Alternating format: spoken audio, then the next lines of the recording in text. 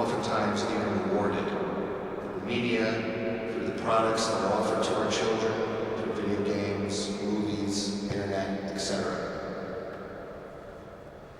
What is needed are outlets that empower our young people, this new generation, rich conversations for personal development of self-expression, creativity, understanding, and leadership. As one of these organizations, Where Peace Lives works with children from the inside out, we start with having them learn to access their inner self, that place of personal peace. And as they begin to see how their thoughts, their actions, and even their language can and does shape their experience of life. But then we go further out, and they get to see how this ripples outward and impacts others around them, their community, the society, and the world. When you give a child a window into seeing how they can make a difference in a positive and real way, you can never take that away again. Our world is rapidly changing. The climate, politics, financial security, the gaps between the haves and the have-nots.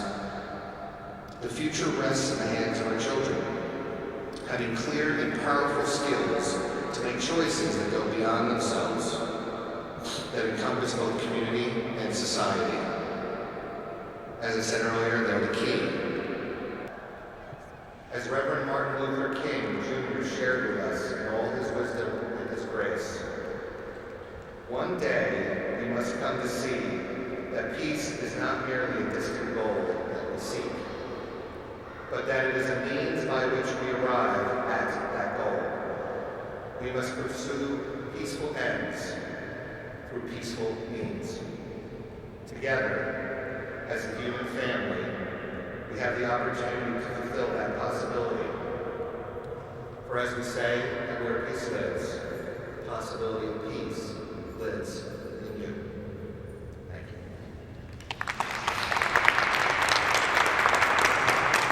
Divine timing.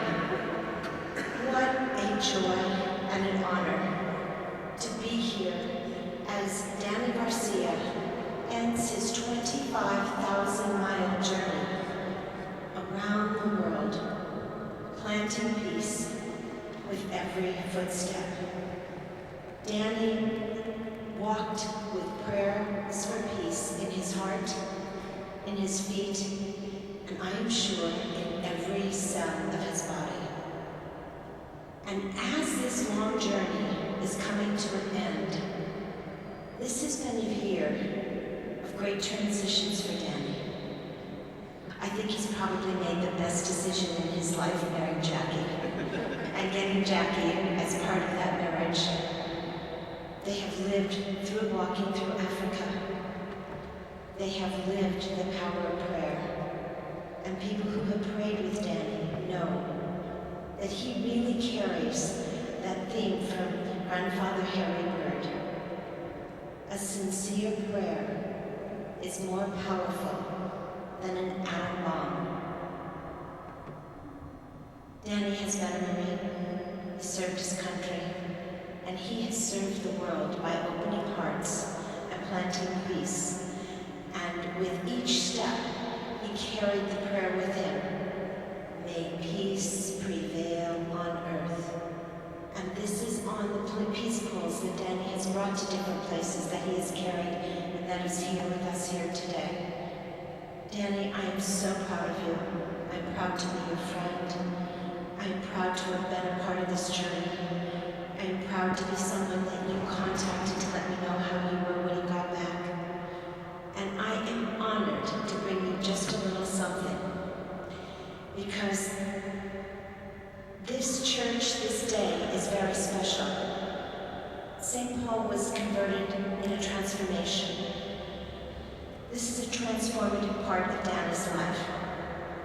I come to you today from Bethlehem, Pennsylvania. Bethlehem is noted for a birth in the other part of the world, a place that needs peace on earth more than most of the places in the world. But what brought people to that town of Bethlehem so so many years ago, it brought what we are told the three wise men. And Danny, you are such a wise man. And so I would like to share with you today that which I think you are, a symbol you carry for all of us, and a symbol from Bethlehem. Danny is a star. He is a star for peace. He is a wise man. And you are at a transformative part of your life with a new family to carry on in a new way. We plant this star with you, knowing that you're planting peace pulls on the earth and the stars in heaven guide you. And may peace prevail in our hearts, on the earth, and in the universe. Thank you, Dan.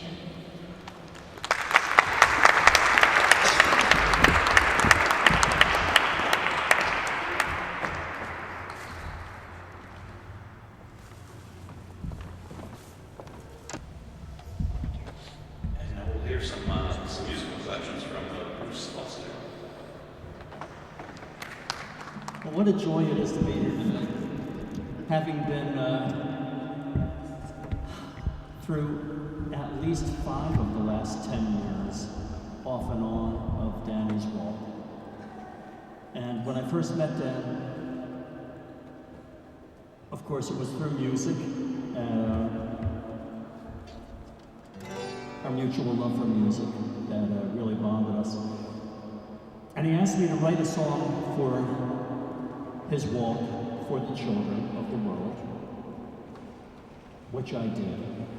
And I wanted to get some inspiration, so I lived down in the Jersey Shore, and I literally drove my car. The only place I still know within 15 miles of me where you can go right on the beach, right in the sand. And not too far, you'll get stuck. And it was one of those biblical skies that day. It was great. It looked like Steven Spielberg was directing the whole thing. All these bubbling, boiling clouds, and all of a sudden this terrific lightning storm happened.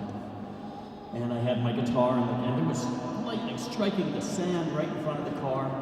And I figured, yeah, that's the transformation taking place in writing this song. And I realized at that moment what an important thing this was for the world and for the children. I had already written a song that I'm going to get to in a few minutes called One Night of Peace with Richie Sambora, who sends his blessings to everyone today. He's trapped out in Los Angeles. He would have loved to have been here as co-author of the song One Night of Peace.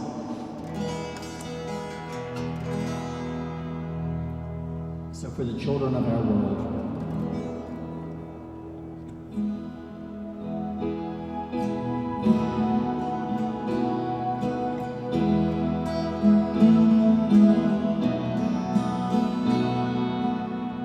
here is a journey we're all taking, where every road leads back to our hearts, one foot in heaven, one on the earth, till we're not sure just where we are. There are no boundaries, creeds or colors, through the eyes of every child. They come down, break down the walls, see through the barriers that separate us all. So it's one by one, and it's day by day, till the children of the world will believe. Take it step by step, till the whole world will see that the children of the world can still believe.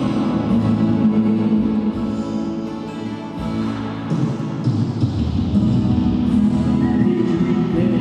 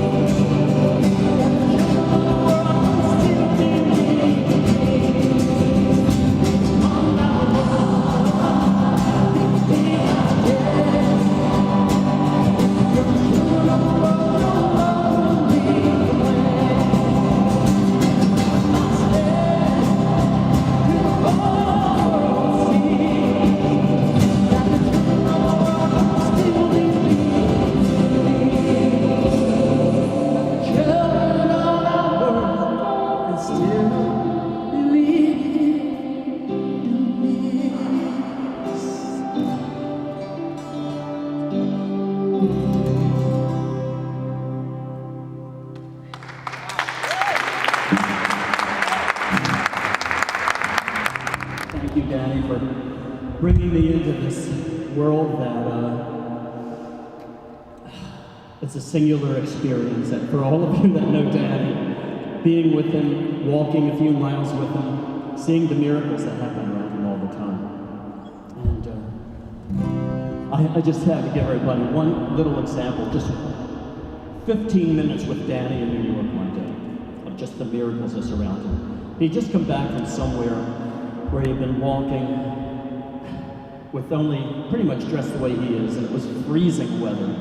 He didn't have enough clothes. So now he's back in New York, and he's saying, I've got to find two things. I've got to find somebody from the Red Cross so that when I go back into India or wherever you were heading to, that I could have some places to stop. And they would take care of me. So as we're going into this building here in New York, just before the elevator door closes, somebody says, hold on for a minute. And we open up the door. Here's a guy that hops in a Red Cross jacket from India. So, one of the many examples of like, yeah, okay. I'm with Danny. This happens. So, this is another kind of getting struck by lightning song, because I was on a plane on my way out to Los Angeles to write with my old friend Richie Sambor for his solo album that he was doing away from Bon Jovi. And somewhere in the middle of this 6-hour flight, this whole idea of One Night of Peace was downloaded into my brain. And I've never understood it when people say, well, God spoke to me or that, because I had never had it happen. And I didn't hear a voice, but all I know is that I felt like in the 10 Commandments, when Moses stands before his father at the end in shackles, and his father says, why do you do this, Moses? And Charlton Heston says, I am compelled to do this. You know? So without getting too histrionic about it, that's kind of what it felt like. And I just felt like, wow, this was really something. When I got to LA, I immediately just shared the whole concept, the song that I had already kind of composed in my head on the way there. And Richie said, wow, let's do it. We put everything else aside, even on a deadline to write some stuff for his album. It took 2 days to write this song. So there's a power there. And once again, I give this to Danny for his remarkable courage and inspiration. To all the distinguished, wonderful people here from the various organizations, and I dedicate this all to you.